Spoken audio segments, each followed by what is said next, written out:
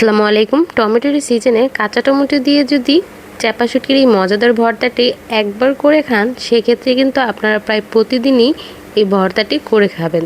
তো আজকে আমি আপনাদের সাথে শেয়ার করব চাপা শুটকি দিয়ে কাঁচা টমেটোর এই মজাদার ভর্তা। আর সেই ভর্তাটি করার জন্য প্রথমে আমি আমাদের সবজি ক্ষেত থেকে কিছু কাঁচা টমেটো নিয়ে আসছি। তো এখানে আমি 4টি কাঁচা টমেটো নিয়েছি। তারপর এই কাঁচা টমেটোগুলো প্রথমে কেটে তারপর খুব ভালো করে ধুয়ে নিয়েছি, কারণ এই কাঁচা টমেটোগুলো কিন্তু অনেকই টক হয়। তো বেশি টক হলেও কিন্তু এই রেসিপি বা ভর্তাটি খেতে ভালো লাগবে না, তাই ধুয়ে কিছু বিচি ফেলে দিয়েছি, এতে করে টক কিছুটা কমে গিয়েছে। তারপর কিন্তু কড়াইতে দিয়ে নিয়েছি সরিষার তেল এবং সাদা তেল।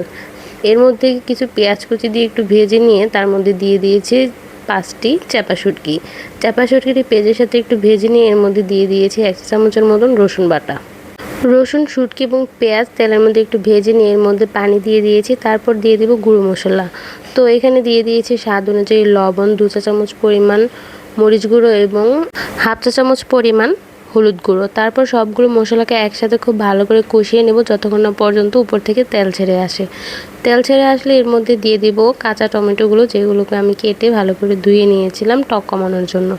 তারপর আমি সবগুলো মশলার সাথে এই কাঁচা টমেটোগুলো নেড়ে চেড়ে রান্না করে নেব। যেহেতু এই টমেটোগুলো আমাদের নিজেদের ক্ষেতেরই, তাই সেদ্ধ হতে কিন্তু খুব বেশি সময় লাগবে না। তাই আমি ঢাকনা দিয়ে ঢাকছি না, এমনিতেই কিন্তু এই টমেটো থেকে যথেষ্ট পরিমাণ পানি বের হবে। তো মাঝে মাঝে জাস্ট একটু নেড়ে চেড়ে দিয়ে একদম শুকনো শুকনো করে এই ভর্তাটিকে আমি রান্না করে নেব। নামানোর আগে দিয়ে দেব কিছু ধনিয়া পাতা কুচি এবং কয়েকটি কাঁচামরিচ।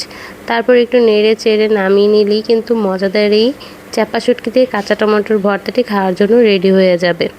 এই ভর্তাটি আপনারা জাল করে করে প্রায় 1 সপ্তাহ পর্যন্ত খেতে পারবেন, কোনো সমস্যা হবে না। তো আজকের এই রেসিপিটি যদি আপনাদের কাছে ভালো লেগে থাকে, অবশ্যই কিন্তু আমার ভিডিওতে লাইক দিবেন এবং আমার চ্যানেলটি সাবস্ক্রাইব করে আমার পাশে থাকবেন। সবাই খুব বেশি ভালো থাকবেন। আল্লাহ হাফেজ।